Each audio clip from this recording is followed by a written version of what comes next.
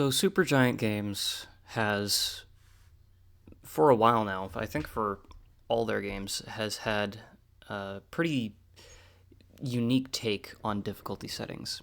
The only game that I can't speak of for certain is Pyre, but Bastion, Transistor, and now Hades all have implemented very effective methods of altering the difficulty while providing additional rewards. For Bastion, there was the Pantheon, Transistor had limiters, and Hades had the heat system. Early in the development of Thrall, I had put together my own difficulty system that was not at all inspired by Supergiant, and if anything was more inspired by Bethesda. But here's the thing about Bethesda's difficulty system for a lot of their games, and specifically I'm thinking Skyrim and Oblivion, is that a difficulty slider, which is what Thrall used to use,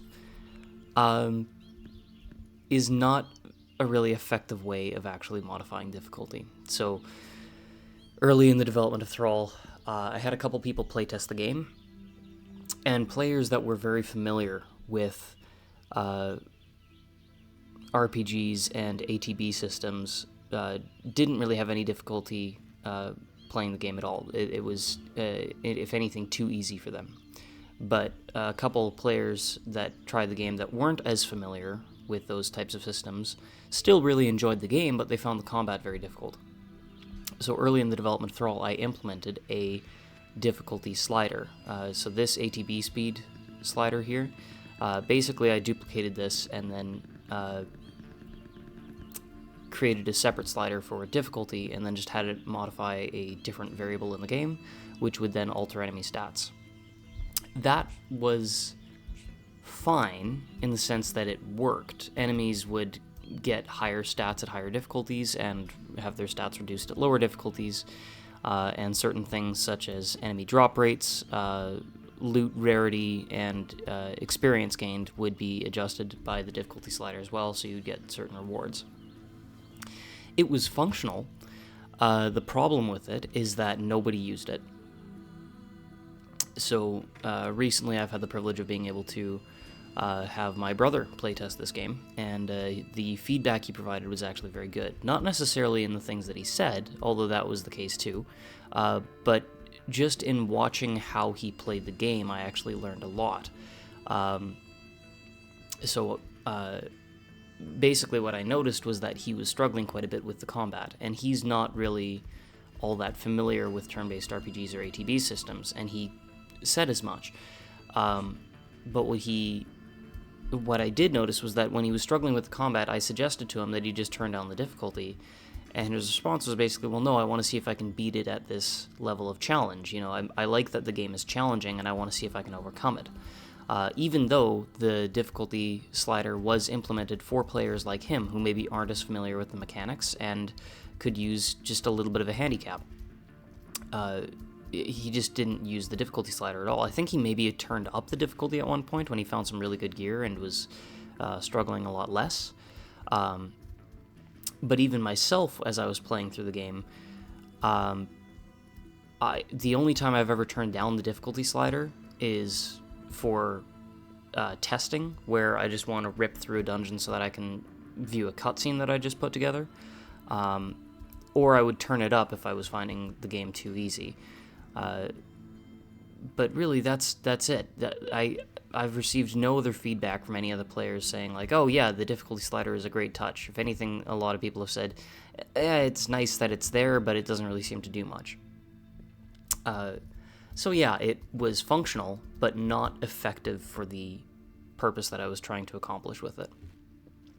However, at the same time that my brother was playtesting Thrall, I was visiting him, and he had just bought Hades for the Switch and said I should try it, so I was playing Hades. And I got to experience the heat system that Hades has for a difficulty system, and I thought it was actually really neat. And the thing is, I'd played Supergiant games before. I'd played Bastion and Transistor, but I never really used their difficulty systems quite as much as I did the Hades heat system.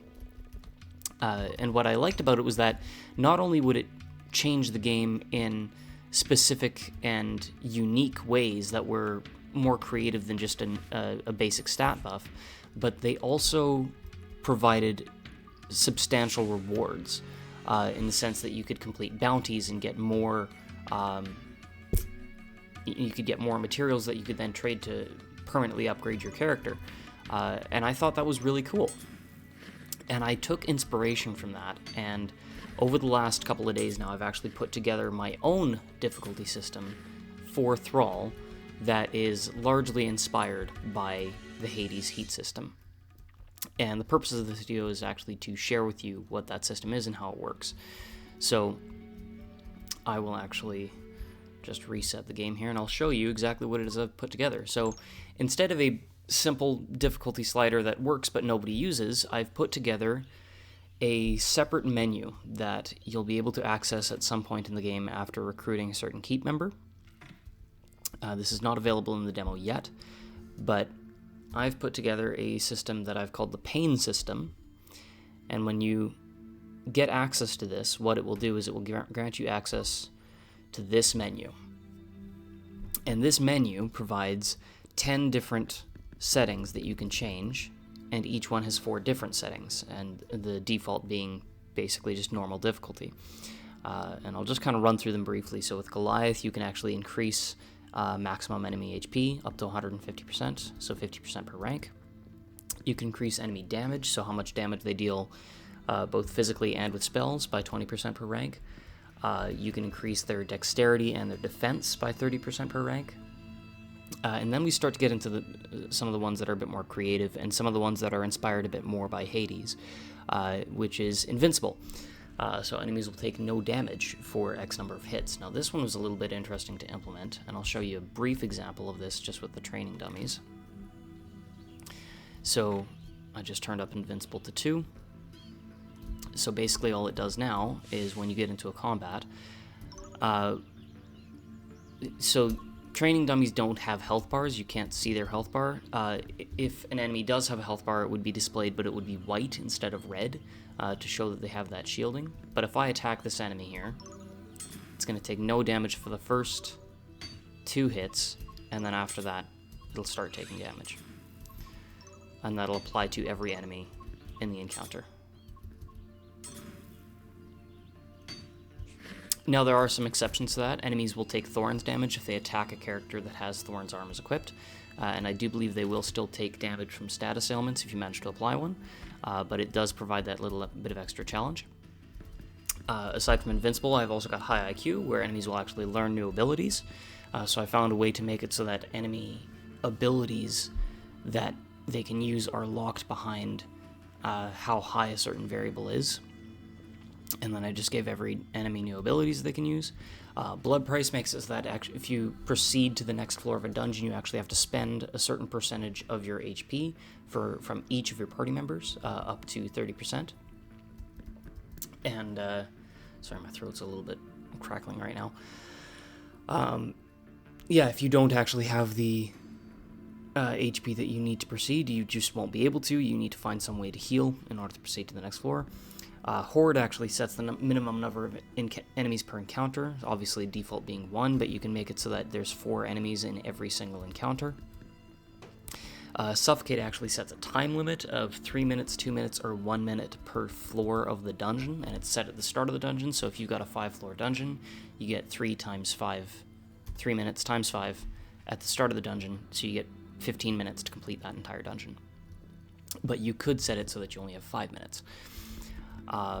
Poverty actually reduces the number of chests that spawn on each dungeon floor.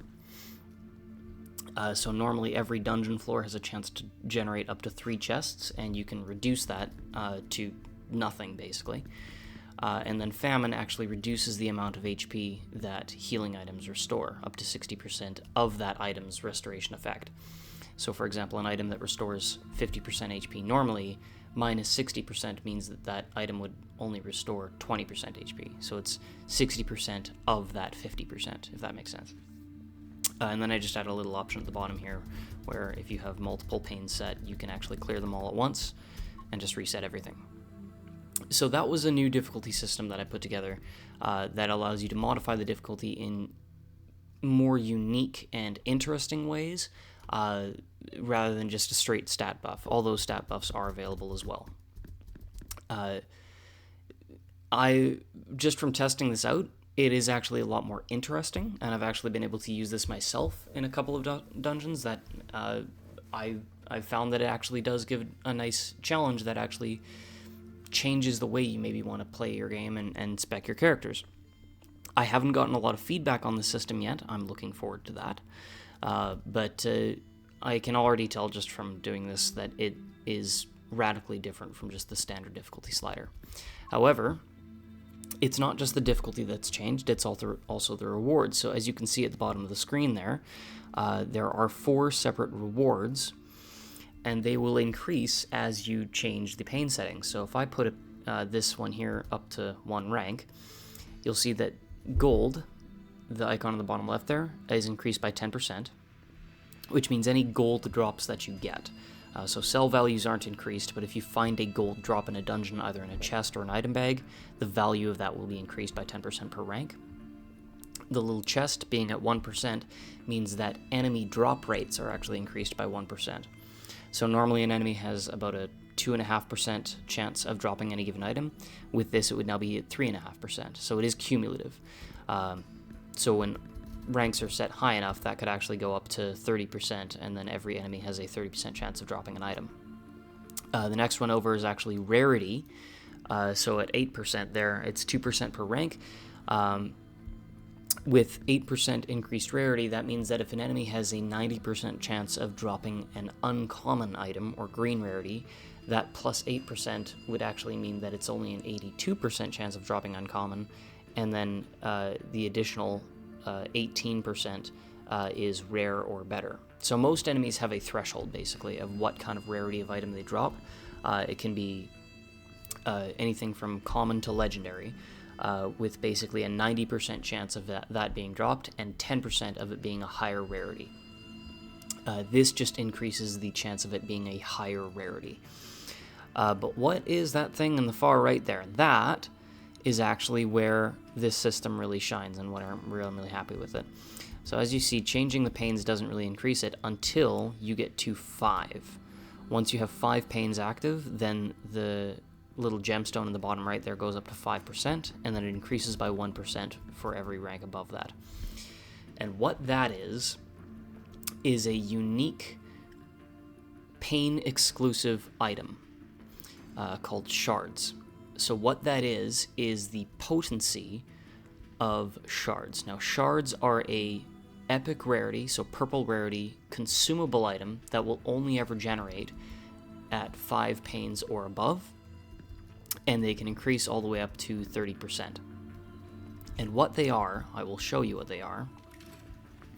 I have a developer chest here that I've got set up specifically for this. If I just turn on debug mode, this is just a chest that I can open and close as many times as I want, and always generates epic rarity items. Excuse me. And so what this is, I also added a hotkey here so that if you press the button, you can see what your pane settings are, but you can't change them unless you actually talk to the keep member.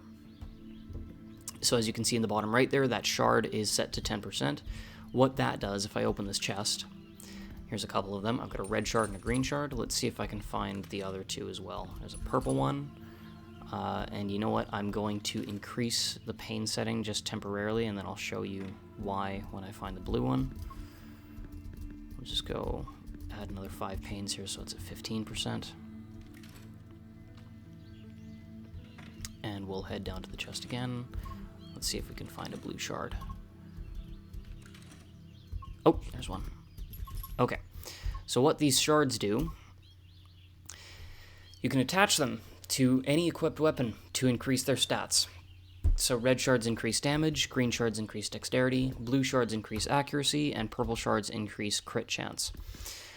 So the red, green, and blue shards will increase by 1% per whatever the rank is for the shards in the bottom right of the pane settings. Purple shards increase by 0.5% per rank, though. So as you can see here, the red shard and the green shard increase damage and dex by 10%, and the purple increases it by 5%. And then I increase the pain setting up to 15 for the blue shard, and you can see it increases accuracy by 15%. Now, items can only be augmented once, but what this does is it grants you a way to permanently increase the stats of any weapon that you find. So for example, Brutus actually has this really good axe right now. It's got 159 damage, 95 accuracy, 65 dex, and 5% crit. I think he's actually got, he's by far got the best weapon out of anyone here. So let's say I want that 159 damage to actually be increased even further. If I use this red shard, I can choose whose weapon I'd like to augment. I'd like to augment Brutus's weapon. It's got 159 damage, and augmenting it will increase it by 10% to 174. I'll continue. Little animation plays. And his weapon has been augmented, which means, as you can see in the bottom left there for the item stats, the damage is now at 154. And because it's Brutus and it's an axe and he's got points, spec, and skills that improve it, his total damage stats actually now at 191. But now let's say I wanted to increase his accuracy as well, and so I want to use this blue shard. If I try to select it, it's going to say that his weapon's already been augmented. So you can only use one shard per weapon, so you can't just use it to infinitely increase your weapon stats. But it does allow you to modify weapons that are maybe not as good. So for example, let's see here. So Lionel's dexterity is a little bit low. He's only got 55 dex, so if I use the screen shard on Lionel's weapon, it'll actually increase it up to 60, and now he'll be able to keep up with everybody else. And let's say I want Mel to increase the damage of her Hellfire, or the crit chance of her Hellfire, from 0 to 5%.